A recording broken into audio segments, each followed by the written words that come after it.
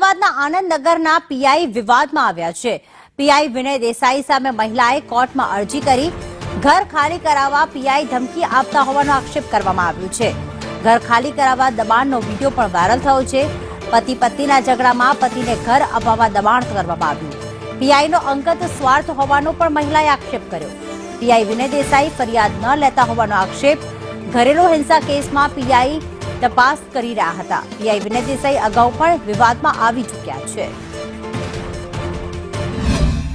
આનંદનગર રૂબરૂપ જઈને ત્યાં આગળ કોઈએ મારી ફરિયાદ લીધી નહીં, કોઈએ મારું સાંભળ્યું નહીં। ત્યાં આગળ પછી ત્યાં જઈને ત્યાંથી મેં ઉપરના અધિકારી જોડે પણ હું પહેલાં રૂબરૂપ ગઈ।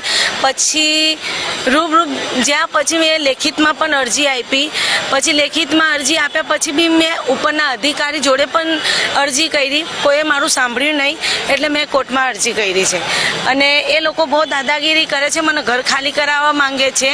મારા પપ્પાને પણ ફોન કરીને ધમકી આપે છે, એના રેકોર્ડિંગ પ્રૂફ અમારી જોડે છે। અમારા લોકોને માનસિક રીતે બી બહુ ત્રાસ કરે છે ને એટલો બધો પર્સનલી ઇન્ટરેસ્ટ લઈને એમને હેરાન કરે છે।